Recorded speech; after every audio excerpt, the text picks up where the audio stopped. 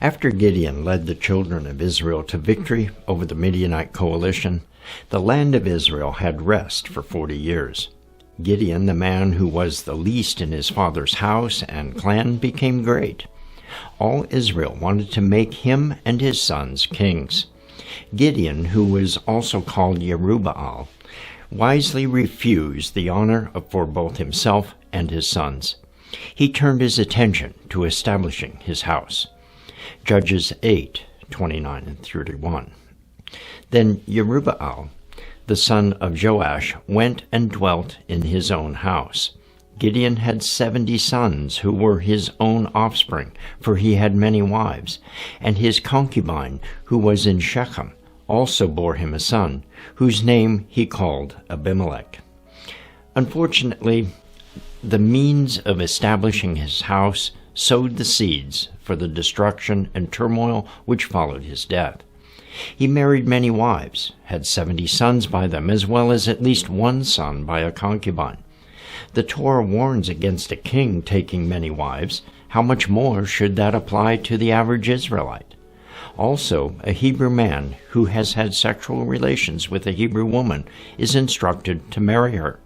So why didn't Gideon add the concubine to his many wives? This disregard for the institution of the family and his obligation to the son of his concubine led to betrayal, death, tyranny, and the destruction of Israel. For the first time, the enemy that God allows to rise up against Israel would be one of their own. I'm Dan Cathcart, and this is the Promise of Rest.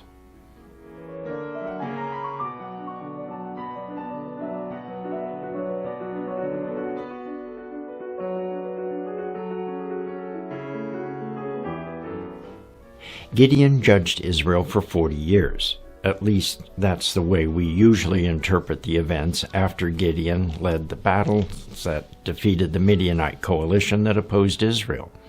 However, that's not exactly what the Bible says. The Bible merely states that Israel had rest for 40 years in the days of Gideon. The ArtScroll commentary on Judges contrasts Gideon's actions as judge with those of Samuel. These verses are an implied criticism of Gideon. He remained at home instead of traveling around the country to judge and regulate the affairs of the nation, as the prophet Samuel used to do. You can see 1 Samuel 7:16, when he was judge in Israel. Now it seems that Gideon did not actively provide leadership for the nation of Israel. Now, perhaps this is because he did not want to be seen as being the king of Israel. However, this absence of leadership, along with a series of seemingly coincidental incidents, contributed to the events that followed his death. Gideon's focus on his family is admirable at first glance. However, when he did not marry his concubine, he inadvertently set up the son of his concubine in opposition to his legitimate sons. Now, first, as we saw in verse 31, that the concubine and her son lived in Shechem, while he, his wives, and other sons lived in Ophrah. So his concubine and her son were not physically present with the rest of the family. Now, second, when Gideon gave his son a name, the NKJV translation states that Gideon called his name Abimelech. The Hebrew word translated as called is not the usual one for bestowing a name. The ArtScroll commentary on Judges explains the importance of this wording and the name Abimelech. The unusual expression, he made his name, implies that there was a special significance in this name, which means my father the king. Indeed, it was as if Gideon prophesied Abimelech's future, for he sees the rulership of the people after his father's death. However, Gideon, Abimelech's physical father, was not a king. So who is the father of Abimelech?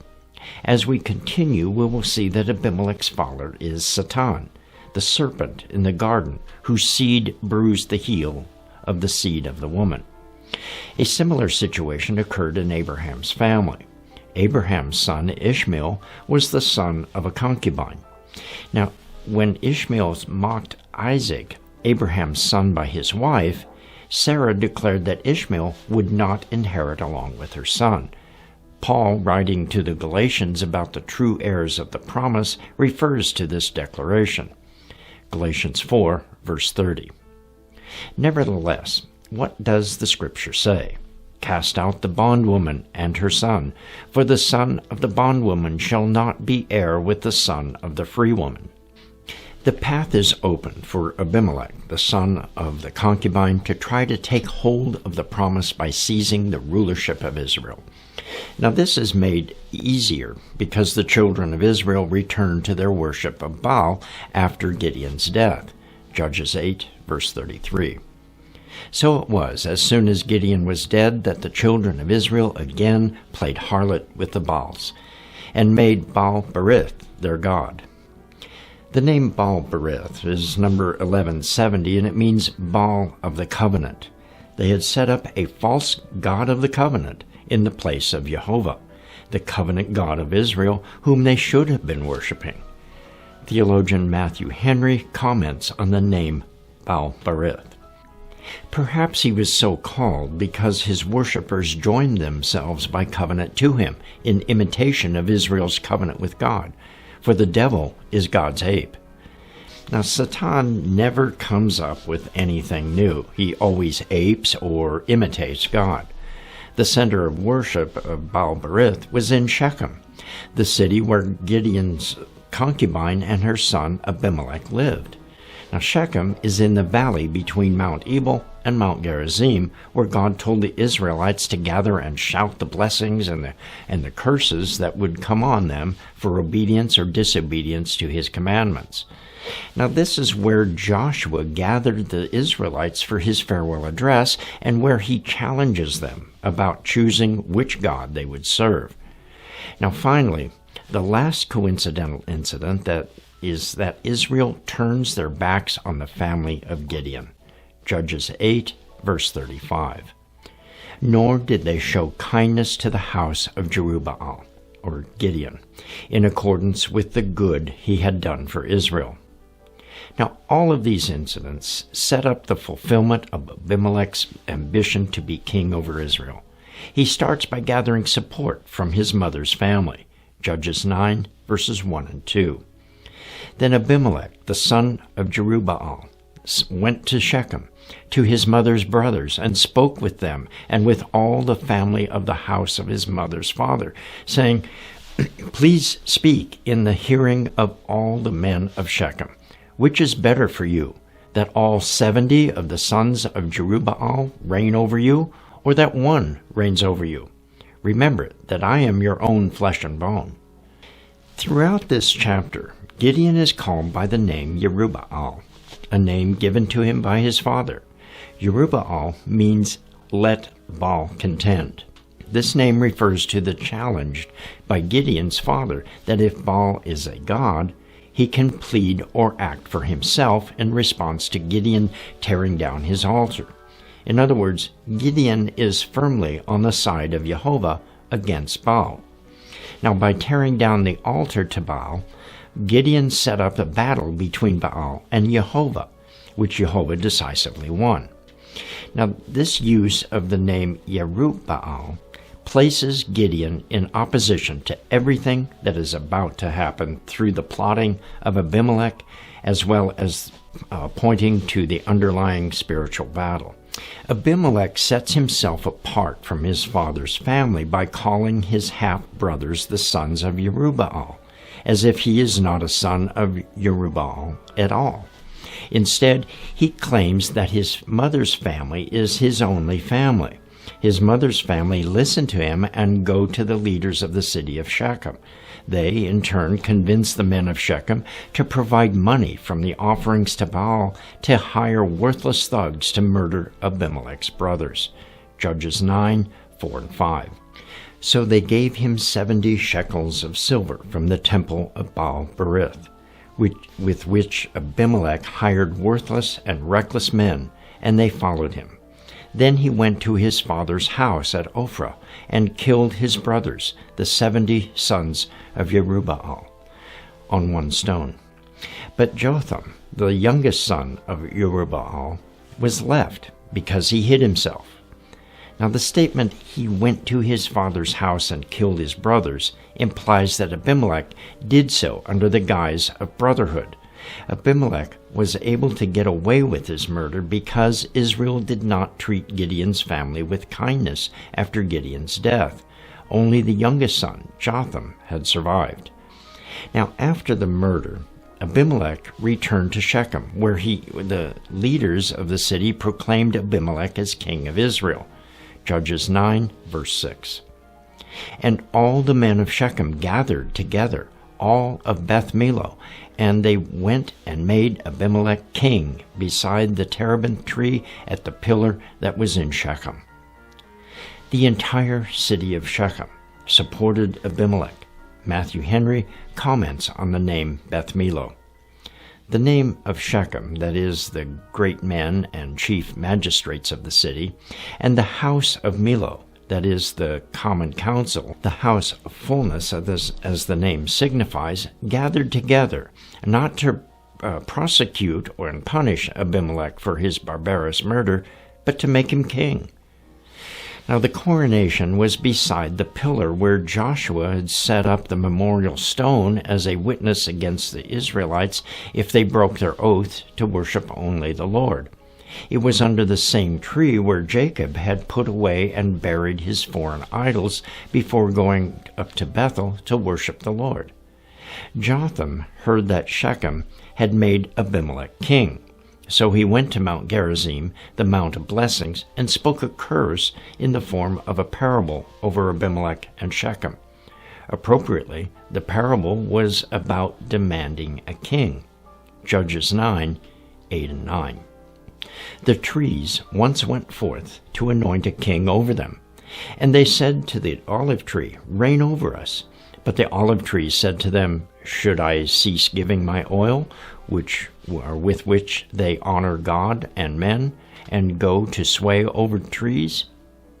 The parable continued with the fig and the vine being asked to be king over the trees. Now both declined, citing their task of bearing fruit and a blessing to both man and God as being more important than becoming king. Finally, the trees went to the bramble and asked him to be king. Judges 9, 14 and 15.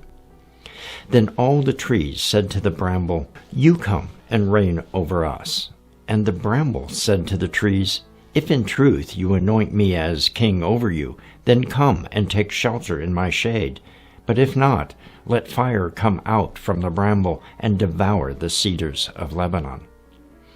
Jotham's reference to the trees looking for a king to place over them refers back to the children of Israel seeking to make Gideon king over them, but then doing nothing when Abimelech murdered Jotham's brothers. The trees represent the judges over Israel and the fruit they bear to righteousness. The trees preferred service to others rather than power over those same people. The Art Scroll commentary on Judges associates the olive tree with Othniel, the fig tree with Deborah, and the vine with Gideon. Matthew Poole associates all the trees with Gideon, emphasizing 3 times that Gideon refused the honor of being king. The bramble represents Abimelech and his uselessness to others.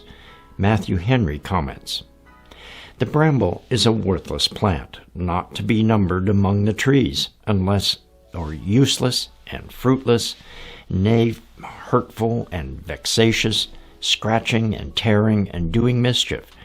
It began with a curse, and its end is to be burned." Now Matthew Henry clearly associated the bramble with the curse on Adam, that the land would bring forth thorns and thistles which would seek to squeeze out the fruit of the land. The bramble accepts the honor of being king over the trees with the condition that they must take shelter in his shade. In other words, they must get close to the bramble, which would expose them to being pierced by its thorns. And if they do not take shelter in its shade, fire would come out from the bramble and destroy them. In contrast to taking shelter in the bramble, the psalmist tells us that God protects those who take refuge in him. Psalm 91, 1-4. He who dwells in the secret place of the Most High shall abide under the shadow of the Almighty. I will say to the Lord, He is my refuge and my fortress, my God, in him I will trust. Surely he shall deliver you from the snare of the fowler and from the perilous pestilence. He shall cover you with his feathers, and under his wings you shall take refuge. His truth shall be your shield and buckler. Now this takes us back to Jotham, the only surviving son of Gideon. His name is number 3147 and means the perfection of Jehovah. Jotham hid himself in the perfection of Jehovah and was delivered from his enemies. Jotham concludes with a promise that Abimelech and Shechem will face judgment, stating that if they dealt treacherously with Abimelech as they did with his father by murdering his sons, then let the fire of judgment consume both Abimelech and the men of Shechem. Judges 9, 19-20. If then you have acted in truth and sincerity with Yeroob-ba-al and his house this day, then rejoice in Abimelech, and let him also rejoice in you. But if not, let fire come from Abimelech, and devour the men of Shechem at Beth-Millo. And let fire come from the men of Shechem and from Beth-Millo, and devour Abimelech. Jotham fled from Abimelech and took refuge at Beer, the place where Numbers 21:16 tells us that the Lord provided a well of water for the children of Israel. In Shechem, Abimelech ruled over Israel for 3 years. Now notice that he doesn't judge Israel as did Gideon and the judges before him did. He exerts his will, his laws, his ways, as opposed to the ways of God.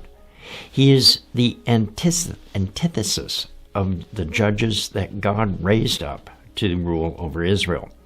He could be considered an anti-judge. Now, after 3 years, God sent the spirit of ill will between Abimelech and the people of Shechem. Distrust began to build, as expected in a relationship that began in treachery, Shechem acted in treachery against Abimelech. Judges 9, 23-24.